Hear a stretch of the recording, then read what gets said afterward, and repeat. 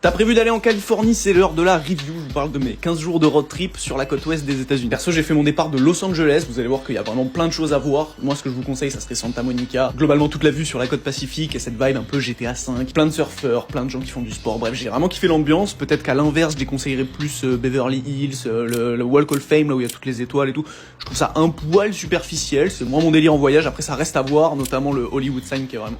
Hollywood, le signe Hollywood, je le dis en français, spécifiquement pour Los Angeles, mais ça marche un peu pour toutes les grandes villes aux États-Unis. Il y a des quartiers un peu craignos et il y a un minimum d'instinct de survie, ne vous baladez pas seul à 3h du mat. Et bref, assez parlé des villes, on va se barrer en nature, direct Grand Canyon. C'est le plus connu, c'est le plus grand, c'est le plus beau, soi-disant.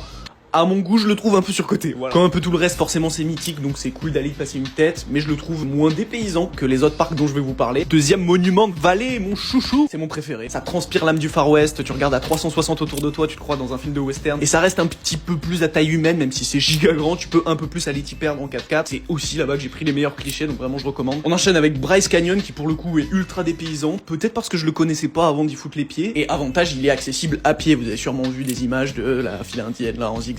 Las Vegas, on va passer très vite. Je suis allé avant mes 21 ans, je ferai pas un dessin de pourquoi j'ai pas trop trouvé mon compte. Death Valley, vallée de la mort, toujours in French. Si tu suis l'itinéraire, c'est sur la route après Las Vegas, et pour le coup, ça me hype plus, c'est mythique, c'est unique au monde, tu vois ça nulle part ailleurs, et on parle pas des litres et des litres de flotte au milieu du désert. Un peu plus loin du coup, Sequoia National Park national de Sequoia, du coup. C'est là où vous verrez les plus grands séquoias de la planète. On se sent vraiment petit au milieu d'une nature immense, et je fais une mention spéciale au Yosemite National, le parc Yosemite, pardon, que j'ai pas pu faire, mais tous les retours que j'en ai eu sont à peu près les mêmes. Des grands espaces, une nature immense. Si vous êtes dans le coin, ça a pas été mon cas, mais franchement, allez-y. On finit avec San Francisco. C'est moderne, c'est cosmopolite. Évidemment, mes endroits préf sont les plus photogéniques. Je pense au Golden Gate Bridge. Vous avez vu sur Alcatraz, il y a plein de petits quartiers avec des pentes bien en zigzag. Bref, vraiment, il y a de quoi faire, donc n'hésitez pas à booker 2, 3, 4, 5, 6, 7 jours si vous voulez. C'est un chiffre qui peut varier. Bon, attends, je vous fais des bisous, vous abonnez, vous likez, vous partagez. On se dit à bientôt pour de prochains tips.